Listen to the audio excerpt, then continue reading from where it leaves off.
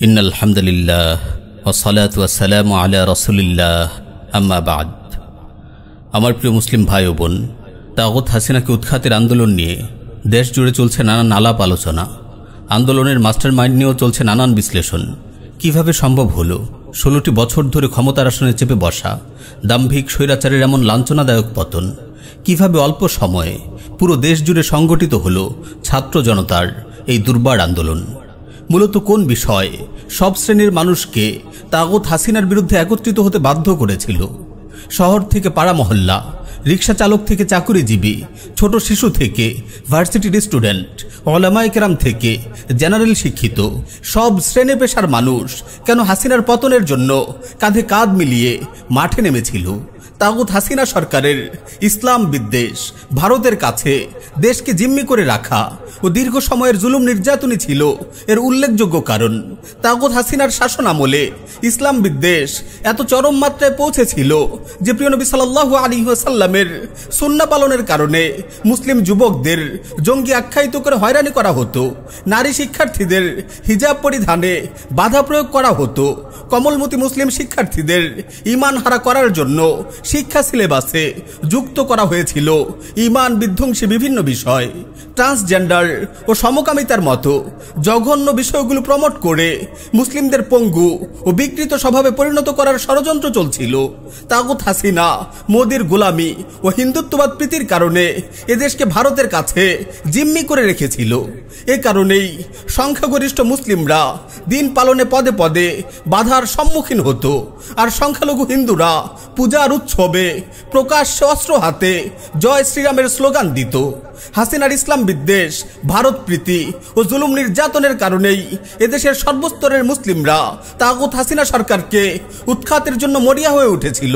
নিজেদের জীবন বাজি রেখে তার আন্দোলনে ঝাঁপিয়ে পড়েছিল, বুলেটের সামনে বুক পেতে দিয়েছিল, তবুও পিছু হটেনি। আমার প্রিয় মুসলিম ভাই ও বোন, দুঃখজনক হলেও সত্য, তাগুত হাসিনা উৎখাত হয়েছে যেসব কারণে, সেসব বিষয়ের পুনরাবৃত্তি আবারও শুরু হয়েছে। তাগুত হাসিনার শাসন আমলে যেমন ইসলাম বিদ্বেষ ছড়িয়ে পড়েছিল, দেশের স্বার্থকে উপেক্ষা করে ভারতের মর্জিকে প্রাধান্য দেওয়া হতো, আজও সেসব বিষয় আমাদের সামনে আসছে। ঘুরে ফিরে সেকুলারদের মত পথ ও চিন্তাকে গুরুত্ব দেওয়া হচ্ছে। ইসলাম ও মুসলিমদের বিরুদ্ধে ষড়যন্ত্র চলছে। পাঠ্যপুস্তক সংশোধন ও পরিমার্জন কমিটিতে রাখা হয়েছে চরম ইসলাম বিদ্বেষী, শাহবাগী ও সমকামিতা প্রমোটকারী এমন বিকৃত মনা লোকদের। শিল্পকলা একাডেমির মহাপরিচালক পদে নিয়োগ দেওয়া হয়েছে এমন ইসলাম বিদ্বেষী শাহবাগীকে, যে বলেছে 2024 সালে এসেও মেয়েদের বোরকা পড়তে হবে কেন? এত বড় স্পর্ধা এই শাহবাগী সেকুলারদের। কেমন যেন এরাই জালিম হাসিনাকে হটিয়ে দেশকে স্বৈরাচার মুক্ত করেছে, তাই তাদের ইচ্ছে মতোই বাংলাদেশের আইন কানুন চলবে। শুধু তাই নয়, ব্রাকো এনজিওগুলোকে সাথে নিয়ে ইসলাম বিরোধী এজেন্ডা LGBTQ বাস্তবায়নের লক্ষ্যে সেকুলাররা কাজ করে চলেছে। সেকুলাররা তাগুত হাসিনার শাসনামলে যেমন ঈমান বিধ্বংসী নানান ঘৃণ্য এজেন্ডা বাস্তবায়নে কাজ করেছে, অন্তর্বর্তীকালীন এই সরকারও আমেরিকাকে খুশি করতে সেসব ঘৃণ্য এজেন্ডা বাস্তবায়নের চেষ্টা চালাচ্ছে। হাসিনার পতনের পর দেশ মূলত ভারতের বলয় থেকে সরে এসে আমেরিকার বলয়ে প্রবেশ করেছে, তাই তো এখানে পাশ্চাত্যের মতবাদ ঢুকানোর পায়তারা চলছে। মুসলিমদের ইসলামের সঠিক শিক্ষা থেকে সরিয়ে লালনবাদীদের মস্তিষ্ক প্রসূত লোকায়ত ইসলামের প্রসার ঘটানো হচ্ছে।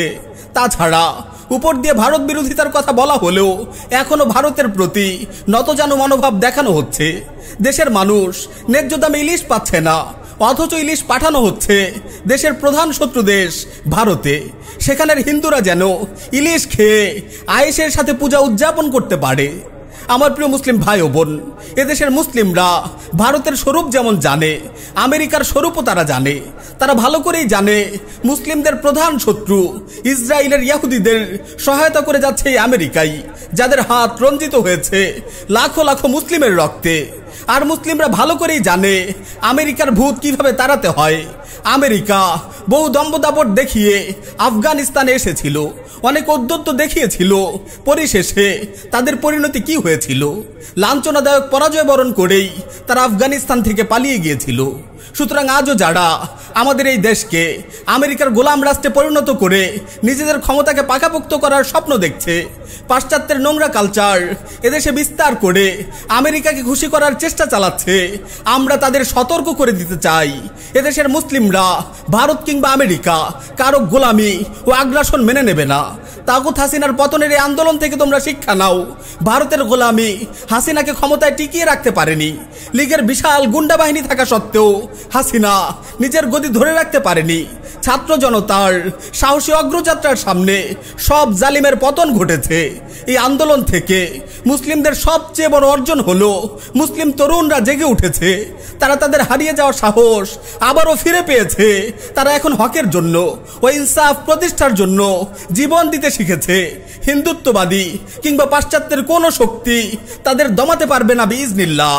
যারা পাশ্চাত্যের ভাবধারা কিংবা লালন ধর্ম প্রতিষ্ঠার স্বপ্ন দেখছে, তাদের আমরা সতর্ক করে দিতে চাই, আমাদের মুসলিম তরুণরা পশ্চিমা চিন্তাধারায় মোহগ্রস্ত কথিত কোনো মাস্টার মাইন্ডের জন্য জীবন দেয়নি। লালন প্রেমী ফরহাদ মাজহার, তাকে দেখেও তারা মাঠে নামেনি। তারা মাঠে নেমেছে ইসলামী চেতনাকে বুকে ধারণ করে, শহীদ হওয়ার তামান্না নিয়ে। তাগুত হাসিনার শাসনামলের ন্যায় আবারও যদি জুলুম, নির্যাতন ও ইসলাম বিদ্বেষের পুনরাবৃত্তি চলতে থাকে, শহীদের রক্তের সাথে যদি আবারও গাদ্দারি করা হয়, তাহলে মুসলিম তরুণরা শাহাদাতের তামান্না নিয়ে আবারও মাঠে নামবে। শরিয়া প্রতিষ্ঠার মাধ্যমেই তারা তাদের অধিকার নিশ্চিত করবে ইনশাআল্লাহ। শরিয়া প্রতিষ্ঠার মাধ্যমেই তারা তাদের অধিকার নিশ্চিত করবে ইনশাআল্লাহ।